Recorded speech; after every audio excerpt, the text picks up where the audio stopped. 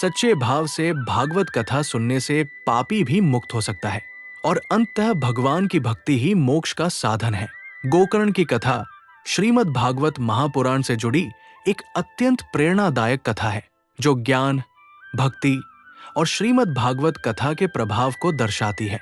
ये कथा तुंगभद्रा नदी के तट पर रहने वाले आत्मदेव नामक ब्राह्मण, उनके ज्ञानी पुत्र गोकर्ण और पापी पुत्र धुंधकारी की है।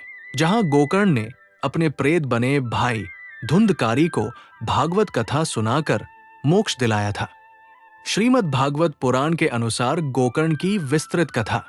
गोकर्ण की कथा श्रीमद् भागवत महापुराण स्कंध 6 में अत्यंत प्रेरणादायक रूप में वर्णित है। ये कथा भक्ति, सत्संग और भागवत श्रवण की महिमा को दर्शाती है। प्राचीन समय में तुंगभद्रा नदी के तट पर एक नगर में आत्मदेव नामक ब्राह्मण रहता था। वो विद्वान और धार्मिक था, परंतु संतान न होने के कारण अत्यंत दुखी रहता था। उसकी पत्नी का नाम धुंधुली था, जो स्वभाव से कर्कश और चंचल थी।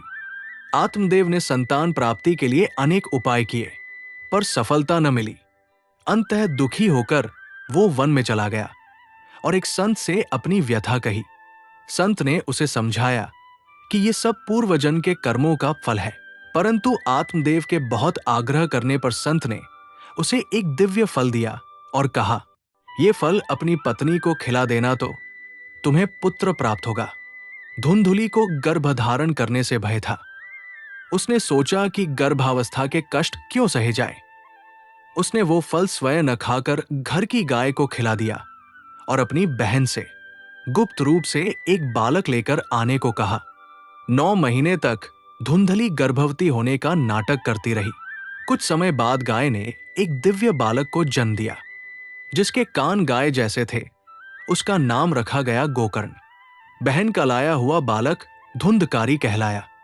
धुंधकारी बचपन से ही दुष्ट और कुसंगति में रहने वाला था। वो चोरी, जुआ और बुरे कर्मों में लिप्त रहने लगा। उसने अपने माता पिता को बहुत कष्ट दिया। आत्मदेव ब्राह्मण अपने पुत्र के दुर्व्यवहार से अत्यंत दुखी हो गया। तब गोकर्ण ने अपने पिता को ज्ञान दिया, ये संसार नश्वर है, मोह छोड़कर भगवान की भक्ति करो। गोकर्ण के उपदेश से आत्मदेव ब्राह्मण ने वैराग्य धारण किया और वन में जाकर भगवान का भजन करते हुए मोक्ष प्राप्त किया। धुंधकारी अत्यंत दुष्ट हो गया। वो वेश्याओं के साथ रहने लगा।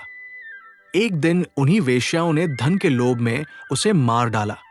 पापी कर्मों के कारण धुंधकारी प्रेत योनि में भटकने लगा। कुछ समय बाद गोकर्ण तीर्थयात्रा से लौटे। उन्होंने अपने घर में एक प्रेत की करुण आवाज सुनी। पूछने पर ज्ञात हुआ कि वो धुंधकारी की आत्मा है। गोकर्ण ने उसे मुक्ति दिलाने का उपाय खोजा। तब उन्होंने श्रीमद् भागवत कथा का 7 दिन तक श्रवण सप्ताह आयोजित किया। धुंधकारी की प्रेतात्मा बांस के साथ गांठों वाले एक स्तंभ में प्रवेश कर गई। प्रतिदिन कथा सुनते समय एक एक करके बांस की गांठ टूटती गई। 7वें दिन सभी गांठें टूट गई और धुंधकारी को दिव्य शरीर प्राप्त हुआ। भगवान विष्णु के दूत उसे वैकुंठ ले गए।